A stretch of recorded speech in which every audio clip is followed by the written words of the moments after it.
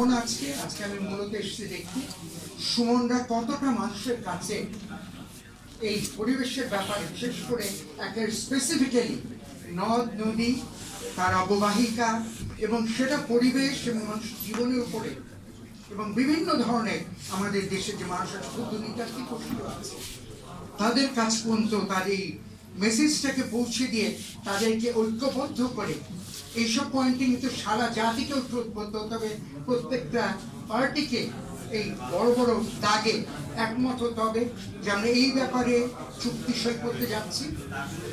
বছর বাঁধে না বাঁধে আমরা এই ব্যাপারে দেশের স্বার্থে একভাবে কাজ করব।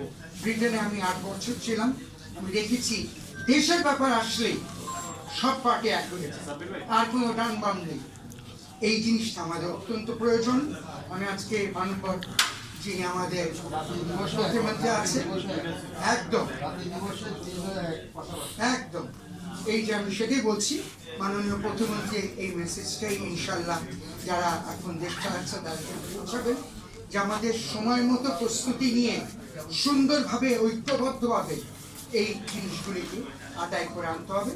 অনেক তথ্য এনাদের কাছ থেকে পাবেন, আমার দুই পাশে বড় বড় যারা প্রকৌশলী আছেন বসে তারা দেবেন।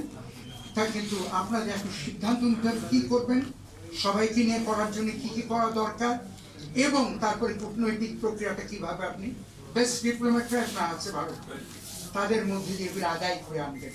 এটা অত্যন্ত জরুরি এবং দেখতে হবে সময় 30 বছর পার হয়ে গেছে, এ সময় কিছু অন্য চাহিদাও তৈরি হয়েছে যেগুলি এই গঙ্গা চুক্তির মধ্যে একটা দুটো ধারা হিসেবে প্রকন সাহেব যেমন করে বলেছেন, আরো কয়েকজন বলছে, উনি বলেছেন এখানে কুষ্টিয়ার একজন আছে আলাউদ্দিন সাহেব বলেছেন, হাওড়ের লোক, মানে আমি হাওড়ের লোকই কিশোরগঞ্জের লোক হিসেবে উনি যেমন করে বলেছেন, আরো অনেকে বলেছেন, একজন চলে গেছেন ভদ্রমহিলা, সেগুলি কিন্তু যদি লিপিবদ্ধ করে দেন আমি আশা করি আমরা এবার আরো ভালো একটা চুক্তি সম্পন্ন করতে পারবো।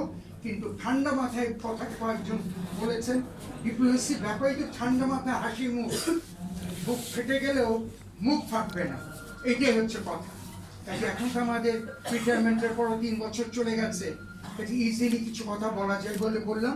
অনেক চুক্তি এইভাবেই আমরা করেছি, ইনশাল্লাহ আপনাদের নেতৃত্ব আরো ভালো আরো যুগোপযোগী আরো জনগণ সম্পৃক্ত চুক্তি হবে আমাদের পার্শ্ববর্তী দেশের সাথে হাসি মুখে। সকলকে ধন্যবাদ।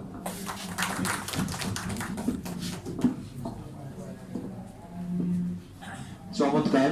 আমরা আসলে এই কারণেই আপনাদেরকে আমরা আমন্ত্রণ জানাই যে আপনাদের কাছ থেকে শুনবো বলে। এসব তো আমাদের আসলে আমাদের বাইরে থেকে জানার বোঝার সুযোগ কম, সে কারণে যেমন সাজিদ ভাই এবং আমাদের মসুদ মান্নান এবং যারা কথা বললেন তাদের কাছে কৃতজ্ঞতা। আমি এবার অনুরোধ